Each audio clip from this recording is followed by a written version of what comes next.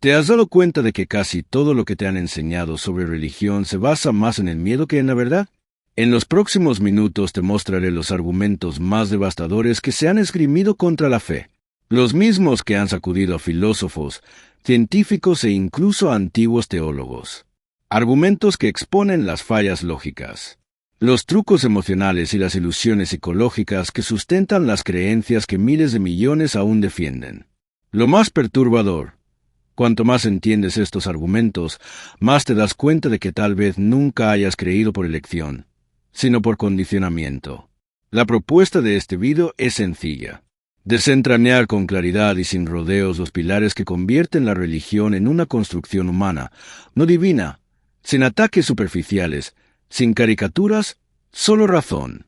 Y para ello vamos a fijarnos en lo que casi nadie se atreve a cuestionar. ¿Por qué la humanidad siempre ha necesitado dioses? ¿Y por qué siempre los ha sustituido por otros, como si fueran piezas desechables de un sistema diseñado para controlar comportamientos? Antes de continuar, piensa un momento. Si todas las religiones afirman poseer la verdad absoluta, ¿cómo se explica el hecho de que cada una contradiga a la otra? Esta pregunta, por simple que parezca, ha sido responsable de la pérdida de fe de miles de personas a lo largo de la historia, pero es solo la superficie. Y aquí comienza el punto que pocos se atreven a afrontar. Si realmente existiera un Dios, ¿por qué su supuesta verdad depende tanto del lugar donde naciste? Puede parecer una curiosidad geográfica, pero es una de las fallas más profundas en la idea de la revelación divina. Una falla que, cuando se analiza de cerca, desmonta siglos de convicciones. Prepárese. Las siguientes partes muestran lo que realmente sucede cuando se sigue la lógica hasta el final y por qué tantos prefieren no hacerlo nunca. Cuando analizamos la historia de la humanidad, nos damos cuenta de que la religión siempre ha surgido como una respuesta improvisada a lo que las personas no podían explicar. Los rayos eran dioses enfadados, las enfermedades eran maldiciones, las hambrunas eran castigos. Y lo más fascinante, cada cultura creaba explicaciones diferentes, pero todas igualmente convencidas de que eran correctas. El problema: ninguna de ellas resistió el avance del conocimiento humano. Fue la ciencia, no la fe, la que disolvió esos mitos uno por uno. Y aquí es donde entra uno de los argumentos más fuertes contra la religión. Ninguna creencia, por muy poderosa que fuera, sobrevivió ilesa al enfrentamiento con la evidencia. Con cada descubrimiento científico, un Dios perdía territorio hasta que solo quedaban pequeños espacios de ignorancia donde las creencias intentaban esconderse. Y surge la pregunta inevitable: si la fe depende de lo que aún no entendemos, ¿qué pasará cuando lo entendamos todo? Lo que lo hace aún más incómodo es darse cuenta de que las religiones siempre han surgido en épocas de desesperación, ofreciendo un consuelo barato a cambio de obediencia. La promesa de protección funciona especialmente bien para quienes tienen miedo, y el miedo siempre ha sido la herramienta favorita de la autoridad. La fe se ha convertido en un refugio emocional, no en un argumento racional. Y en medio de todo esto hay un detalle que casi nadie percibe. Si solo existe una verdad absoluta, ¿por qué los propios religiosos no logran ponerse de acuerdo entre ellos? Cada corriente, cada doctrina, cada interpretación se contradice, se acusa, se combate. Un sistema divino realmente perfecto produciría tal confusión. Antes de pasar a los siguientes argumentos, deja tu comentario con la frase: la verdad no necesita miedo. Comenta esto para demostrar que has llegado hasta aquí y que estás pensando de forma independiente. Uno de los ataques más consistentes a la religión nace de una simple constatación: ningún creyente elige su fe, la hereda. Un cristiano nace en territorio cristiano. Un musulmán nace en territorio musulmán. Un hindú nace en territorio hindú. Esto no es una coincidencia, es condicionamiento cultural. Y cuando te das cuenta de que la mayoría de las personas tendrían otra religión si hubieran nacido al otro lado del planeta, toda idea de verdad absoluta simplemente se desmorona. Esta dependencia geográfica expone un punto crítico. La religión no es revelación, es tradición. Y las tradiciones pueden ser hermosas, pero también pueden ser engañosas, autoritarias e incluso crueles. Se perpetúan porque se infiltran en la infancia antes de que el niño tenga la capacidad de cuestionarlas. Por eso, Muchos adultos defienden sus creencias con la misma intensidad con la que defienden su identidad, porque se les ha enseñado a confundir ambas cosas. Otro argumento poderoso surge cuando observamos el comportamiento humano fuera del contexto religioso. Las personas de diferentes creencias se comportan moralmente de manera similar. Los ateos ayudan, aman, cuidan y se sacrifican exactamente igual que los religiosos. Esto destruye la idea de que la moralidad depende de un libro sagrado. La moral es humana, no divina. Y lo más revelador, las sociedades más seculares son estadísticamente más pacíficas, más educadas y más desarrolladas. Cuanto menos control religioso, más progreso. La historia está llena de ejemplos en los que la ciencia, los derechos humanos y la libertad solo avanzaron después de que la religión perdiera poder. Pero hay un punto que pocos se atreven a admitir. Si los dioses fueran reales, ¿por qué necesitarían tanto esfuerzo humano para ser defendidos? Ahora entramos en uno de los argumentos más incómodos para cualquier persona religiosa, el problema del mal. Si existe un Dios todopoderoso, podría impedir el sufrimiento. Si es omnisciente, lo sabe todo antes de que suceda.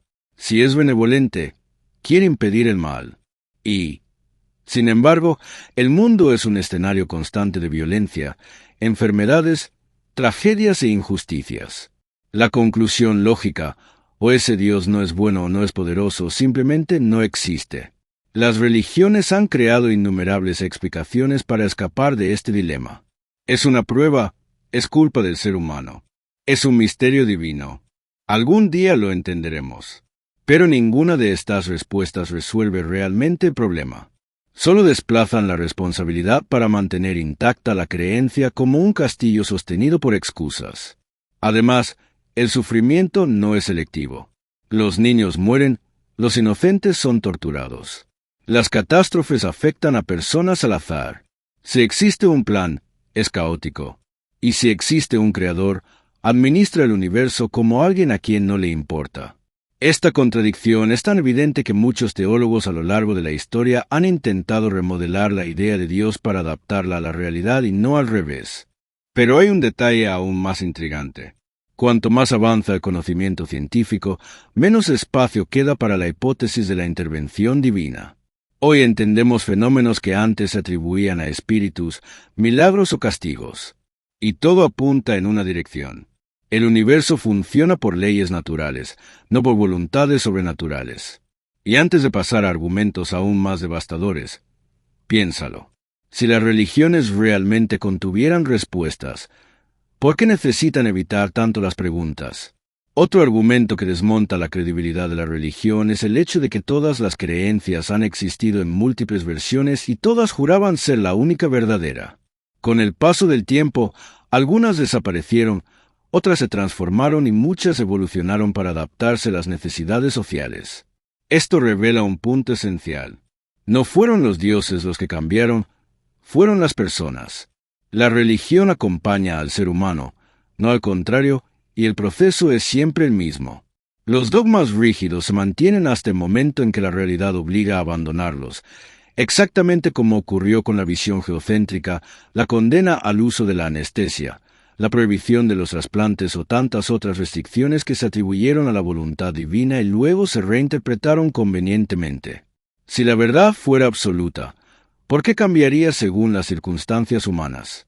Esta constante adaptación revela que las religiones funcionan como narrativas culturales más preocupadas por mantener la relevancia y el control que por transmitir una supuesta revelación eterna. Cuando algo deja de servir, también deja de considerarse sagrado. Y este patrón se repite en todas las tradiciones religiosas, independientemente de la región o la época.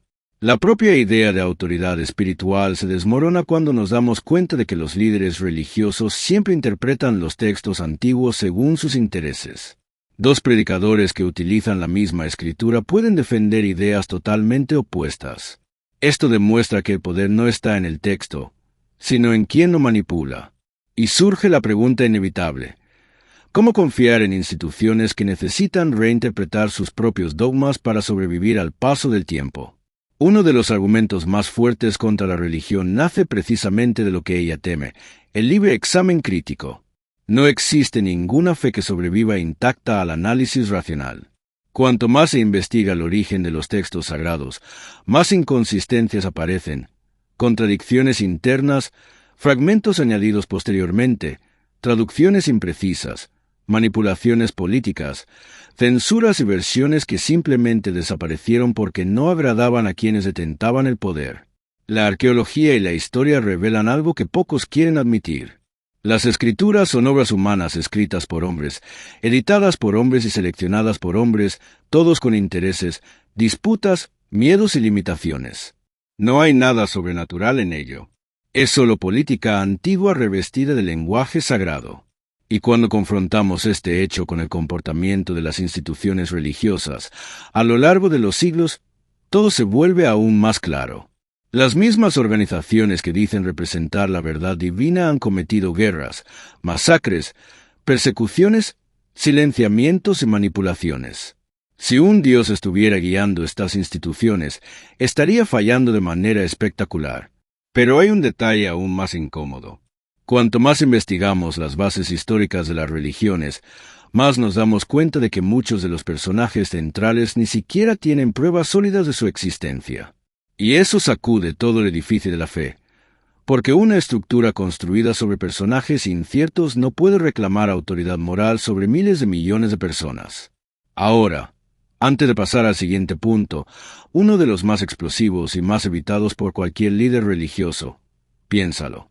¿Por qué las religiones prohíben tantas preguntas si la verdad debería soportar cualquier respuesta? Desde los albores de la modernidad, la religión ha sido una rival directa de la ciencia. Cuando la curiosidad humana comenzó a cuestionar el cielo, la Iglesia a menudo reaccionó con censura o castigo. La sola idea de que el universo pudiera tener leyes naturales, estables y comprensibles, incomodaba a quienes sostenían que los fenómenos eran obra de un Dios caprichoso. La fe reclamaba dominio absoluto sobre el origen y el orden de las cosas, y la ciencia, con su exigencia de pruebas, representaba una amenaza. Un ejemplo clásico es el juicio de Galileo. Defendió la visión heliocéntrica basada en observaciones y fue condenado por desafiar la autoridad religiosa. Este episodio no fue solo un error. Simboliza la resistencia sistemática de la religión a la verdad empírica. Cada avance que contradecía la cosmología tradicional se trataba como herejía y no como descubrimiento. La religión a menudo prefirió mantener el dogma en lugar de replantearse sus verdades. Además, muchas religiones promovieron visiones del mundo que retrasaron el progreso social y científico. El rechazo de ideas como la evolución, la prohibición de los métodos anticonceptivos o la resistencia a las intervenciones médicas modernas muestra cómo las creencias religiosas pueden convertirse en barreras para el conocimiento. En muchos lugares la religión no solo desacreditó la ciencia, sino que la puso bajo sospecha. El impacto de esto es profundo. Las sociedades que han abrazado la ciencia y el pensamiento crítico han avanzado más rápidamente en materia de salud, tecnología y derechos civiles. Por otro lado, allí donde la religión ha mantenido un poder dominante, el progreso a menudo se ha visto obstaculizado. La fe bajo la influencia institucional se ha convertido en una forma de control social tan eficaz como dogmática, impidiendo el cuestionamiento que podría liberar a la humanidad. Y entonces surge una pregunta poderosa: si la religión realmente representa una fuente de sabiduría, ¿por qué sus dogmas han fallado sistemáticamente cuando han sido puestos a prueba por la investigación racional? Uno de los mecanismos más sutiles y más poderosos por los que la religión mantiene su dominio es la manipulación psicológica. Desde muy temprana edad, sin siquiera darse cuenta, muchos son llevados a sentir culpa por pensamientos simples, miedo por dudas naturales y gratitud por promesas que nunca se cumplen. Estos sentimientos funcionan como cadenas invisibles, manteniendo a los fieles atados a enseñanzas que tal vez nunca hayan sido examinadas en su totalidad. La promesa de una recompensa eterna o la advertencia de un castigo es uno de los incentivos más eficaces para moldear el comportamiento. La religión utiliza esta dualidad para reforzar su poder. Si te comportas bien, obtendrás algo en el futuro. Si no, el castigo será severo. Esta promesa religiosa no es solo espiritual, es una herramienta social para controlar las acciones, los deseos e incluso las ambiciones. Desde la infancia muchos son adoctrinados. Los niños aprenden a obedecer sin cuestionar, a amar sin analizar y a temer sin reflexionar. Crecen con preceptos morales incorporados que para muchos se vuelven inseparables de su identidad. Esto no es solo fe, es condicionamiento. Y una vez internalizado, este condicionamiento requiere un esfuerzo inmenso para ser superado. La psicología moderna y la neurociencia confirman lo que los filósofos escépticos siempre han dicho. Las creencias profundas moldean el cerebro, crean sesgos cognitivos y refuerzan las disonancias para preservar la propia fe. Cuando una idea amenaza este sistema, como la idea de que la fe no es necesaria, la mente puede reaccionar con negación, racionalización o incluso agresividad intelectual. Es difícil admitir que algo tan íntimo pueda haber sido impuesto, pero aquí hay algo en lo que reflexionar. Y si por un momento te desligaras de esas cadenas, y si dejaras de ver la religión como una autoridad externa y empezaras a verte a ti mismo como tu propio juez, tu propio sacerdote, ¿qué descubrirías sobre ti mismo cuando la voz de la fe se acallara para dar paso a tu propia razón? Al analizar cómo surgen las religiones, aparece un patrón inquietante. Cada una de ellas depende profundamente de la ignorancia y de la época en que nació.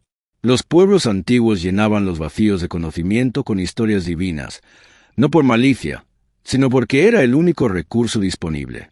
La religión era una explicación provisional para fenómenos naturales aún sin respuesta. Pero a medida que la ciencia evolucionó, estas explicaciones dejaron de ser necesarias y aún así se siguieron defendiendo. Lo curioso es que aunque cada religión se ha visto moldeada por las limitaciones científicas de su época, muchas de ellas se presentan como verdades eternas. Esto crea una paradoja. Si realmente fueran revelaciones perfectas, ¿por qué sus enseñanzas no anticiparon descubrimientos fundamentales? Porque ninguna tradición religiosa describió los gérmenes, la electricidad, la gravedad, la evolución, la genética o incluso la inmensidad del cosmos. La respuesta es simple, porque fueron escritas por personas que no lo sabían. Es precisamente esta limitación la que revela su origen humano. Los textos antiguos contienen creencias que hoy se considerarían absurdas y cuando se enfrentan a ellas, los religiosos recurren a la metáfora, la interpretación flexible o la racionalización, pero el hecho de que se vean obligados a reinterpretarlas constantemente demuestra que la estructura original no se sostiene. Cuando pensamos en ello, nos damos cuenta de que la religión no solo intentó explicar el mundo, sino que intentó controlar la explicación. La divergencia no era solo científica, era política. ¿Quién controlaba la narrativa religiosa? Controlaba el comportamiento de las personas, lo que siempre fue extremadamente conveniente para quienes estaban en la cima de la jerarquía. Y esto nos lleva a uno de los argumentos más incómodos. Si una institución necesita impedir que se la cuestione para mantenerse, es porque no le teme al error, le teme a la verdad. Las contradicciones entre las diferentes religiones también proporcionan uno de los ataques más devastadores a la idea de la fe. Cada tradición afirma poseer el camino correcto y cada una invalida a la otra con igual convicción. Esto significa que inevitablemente miles de millones de personas están equivocadas, incluidas aquellas que han dedicado toda su vida a ciertos dogmas. Y si todas no pueden estar en lo cierto, la conclusión es inevitable. La mayoría de las verdades religiosas son incompatibles entre sí, por lo tanto, no pueden ser absolutas. Este conflicto se intensifica cuando exploramos la arrogancia teológica. Cada grupo cree tener una conexión especial con lo divino, ignorando que otros grupos, igualmente sinceros, dicen exactamente lo mismo. Es una competencia de creencias que se sustenta más en la emoción que en la lógica. No es la razón la que determina qué religión gana, sino cuántas personas han nacido dentro de ella. Y ahí está el punto más revelador. Si un Dios realmente quisiera transmitir su verdad a la humanidad, ¿por qué permitiría que se fragmentara en miles de versiones? ¿Por qué permitiría guerras, persecuciones, disputas y masacres en su nombre? La diversidad religiosa no es prueba de revelación divina, es prueba de imaginación humana. Aún más inquietante es darse cuenta de que en muchos casos la religión no tolera la coexistencia pacífica. Necesita ser la única, la verdadera, la superior. Este comportamiento triunfalista existe desde las primeras civilizaciones, reforzando la idea de que la fe no nació para unir, sino para diferenciar y dominar. En el fondo, Detrás de cada doctrina hay una disputa silenciosa por el poder y la legitimidad. Y antes de pasar a uno de los argumentos más destructivos, el que ataca directamente la noción de revelación y moralidad divina, déjame tu apoyo, dale a me gusta al vídeo, suscríbete y activa la campana para no perderte los próximos capítulos de esta reflexión. Uno de los argumentos más impactantes contra la religión surge cuando analizamos el origen de las llamadas moralidades divinas. Muchos creen que valores como la justicia, la bondad y el respeto fueron otorgados por un Dios. Pero la historia muestra otra cosa. Las sociedades humanas ya presentaban compasión, altruismo y sentido de comunidad mucho antes de la formación de las grandes religiones. Estos valores evolucionaron porque ayudaban a los grupos a sobrevivir, no porque estuvieran inscritos en piedras sagradas. Cuando los observamos de cerca, nos damos cuenta de que los textos religiosos contienen normas morales profundamente anticuadas o incluso violentas, leyes que legitimaban la esclavitud, la sumisión de las mujeres, los castigos brutales y las discriminaciones absurdas. Con el tiempo, estos elementos fueron descartados o reinterpretados, no porque un Dios cambiara de opinión, sino porque las sociedades evolucionaron y los valores humanos se volvieron más éticos que los textos sagrados. El hecho es que los principios morales más elevados de la humanidad, los derechos humanos, la libertad individual, la igualdad, no surgieron de las instituciones religiosas. De hecho, a menudo fueron combatidos por ellas. Los avances civiles se produjeron a pesar de la religión, no gracias a ella. Esto desmonta el argumento de que la fe es necesaria para la ética. E incluso cuando los religiosos utilizan la moral como defensa, el argumento se desmorona. Si la moralidad depende de un Dios, entonces todo podría ser moral si ese Dios lo ordenara. Y si una persona es buena solo por miedo al castigo o por el deseo de recompensa, eso no es moralidad, sino obediencia condicionada. Ante esto, surge una pregunta inevitable. ¿Por qué tantos creen que necesitan un código sagrado para saber lo que es correcto cuando la moralidad humana siempre se ha mostrado más compasiva que cualquier escritura? Otro argumento decisivo contra la religión es la ausencia absoluta de pruebas empíricas de cualquier intervención divina. En toda la historia de la humanidad, no existe un solo fenómeno físico, biológico o cosmológico que solo puede explicarse por la existencia de un Dios. Todos los acontecimientos clasificados como milagros se desvanecen cuando se someten a los mismos criterios de verificación, que se utilizan en cualquier área de la ciencia. Cuando se analizan con rigor, desaparecen como trucos emocionales, coincidencias o relatos distorsionados con el tiempo. Además, la propia idea de los milagros entra en conflicto con el orden natural del universo. Si existieran intervenciones divinas, romperían la regularidad de las leyes físicas. Pero nunca ni una sola vez se ha observado esto en condiciones controladas. Aparentemente Dios siempre elige actuar donde no hay cámaras, testigos fiables ni instrumentos científicos. Esto no es característico de un ser sobrenatural, sino de una creencia sin pruebas. Y cuando la ciencia encuentra explicaciones naturales para fenómenos que antes se atribuían a los dioses, la religión reacciona no ofreciendo pruebas, sino retirando su influencia. Por eso cada avance científico reduce el campo en el que lo sobrenatural puede esconderse. Y cuanto más pequeña se hace esa área, más evidente se hace que nunca hubo nada allí más que ignorancia momentánea. Un detalle aún más interesante es el hecho de que las diferentes religiones tienen relatos completamente divergentes sobre milagros e intervenciones.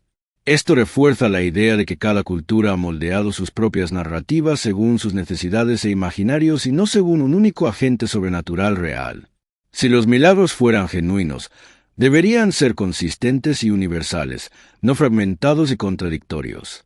Ahora, antes de sumergirnos en una de las preguntas más devastadoras, aquella que confronta directamente la idea de la revelación personal y la autoridad espiritual, reflexione.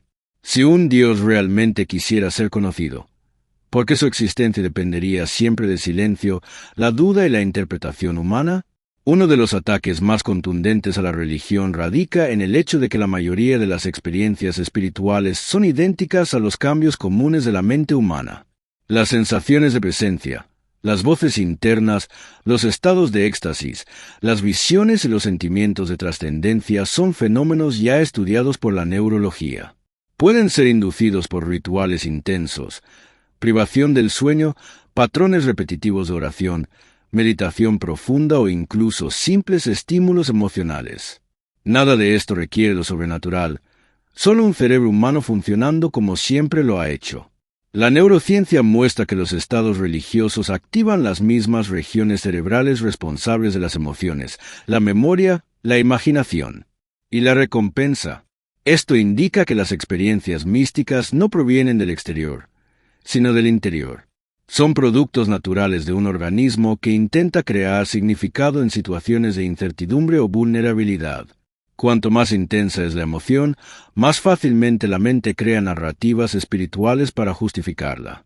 Es por eso que diferentes culturas tienen diferentes experiencias espirituales, aunque el mecanismo psicológico sea el mismo. Un cristiano ve a Jesús, un hindú ve a Krishna, un musulmán siente a Alá, un chamán ve espíritus del bosque.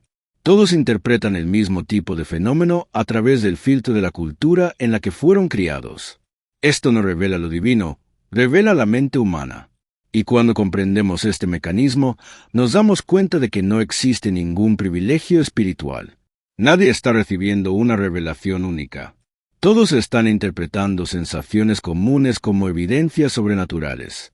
La fe nace del cerebro, no del cosmos, de la emoción, no de una entidad externa. Lo que muchos llaman la voz de Dios es en realidad una voz moldeada por la cultura y por el propio inconsciente. Pero es precisamente cuando te das cuenta de esto, cuando surge la pregunta más liberadora de todas. Si las voces vienen de dentro, ¿por qué seguimos entregando nuestra libertad a quienes dicen saber interpretarla? Llegamos al argumento final, y quizás el más destructivo para cualquier creencia religiosa. Si la verdad exige fe para ser aceptada, entonces no es verdad. La verdad no necesita protección, no necesita dogmas, no necesita rituales ni sacerdotes que la sostengan. La verdad sigue siendo verdad incluso cuando nadie cree en ella. La religión, por otro lado, se derrumba inmediatamente cuando surge el cuestionamiento.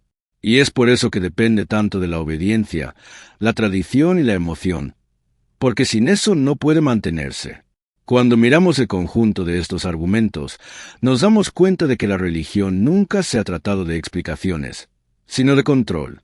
Control emocional, moral, social y político.